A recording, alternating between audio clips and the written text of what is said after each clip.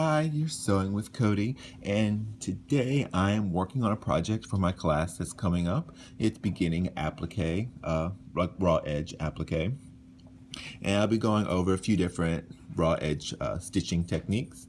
But in this video, I am using the number 20 open toe embroidery foot, and I am doing a small blanket stitch. So as we can see here, you can see the tiny blanket stitch going around the antlers of this cute little reindeer. Using the number 20, 20C, or 20D foot makes it super easy to be able to see everything that I'm stitching. And if you can look at the foot, there's little divots in each little corner. So regardless of what size needle you're working with, it will be able to tuck right into that back corner, either side, and then allows you to line up that raw edge right against that inside little toe of the foot. So when we're doing our blanket stitch, we're able to have a guide and ride it right along the edge of the foot. And the stitch I'm using is stitch 1329.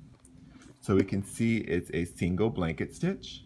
And with this blanket stitch, it just comes down, stitches and bites into the fabric, goes back over, and then comes down again. So they're all just a single stitch. They're not some of the blanket stitch found on other machines which come down twice before it bites into the fabric. So it really allows you to finely tune the blanket stitch, and for really small projects like the little eyes on this reindeer, we'll be able to make the stitch really tiny. So as you can see here, we have our needle position moved 5 spaces over to the right.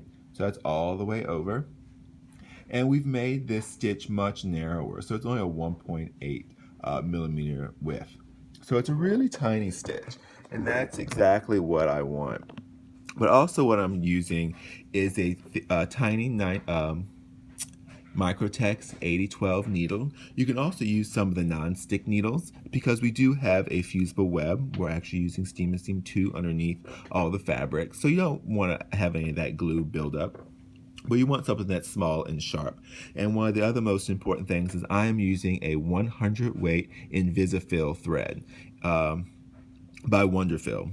Wonderfil creates some amazing specialty threads, and this is the thinnest thread you can possibly get, and it works beautifully. It doesn't break, it doesn't shred, doesn't produce any lint, but it just blends right on in. So I'm using the same color throughout this entire project, and if you can see, it just blends in with all the different colors of the fabric.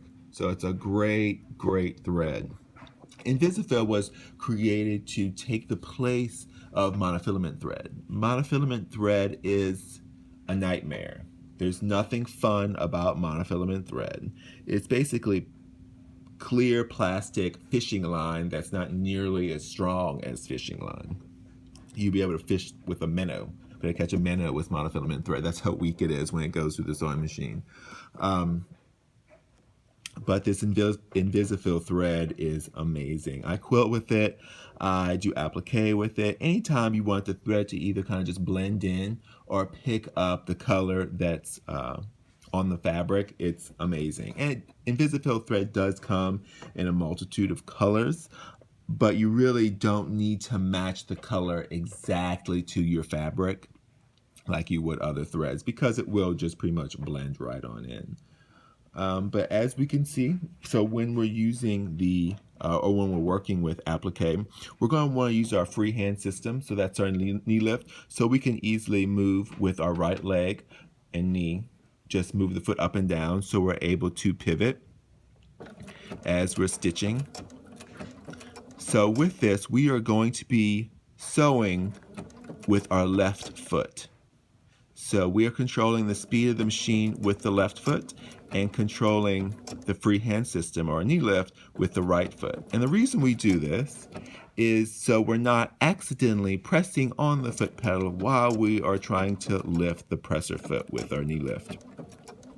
It's an old BERNINA trick because the freehand system was something patented by BERNINA many decades ago, and this is how they always taught all of their students to sew, because they wanted to highlight the amazing features of the freehand system with all of their classes and all of their projects. but so many people would actually push down on the foot pedal while they're trying to use the freehand system, and you would start stitching when you didn't want to stitch. So the freehand system is amazing, but you want to switch your sewing habits. So sew with your left foot, use a freehand system with your right leg. All right, well, I hope this video kind of helps with some blanket stitch techniques using the number 20 foot on your Bernina. All right, well, happy sewing.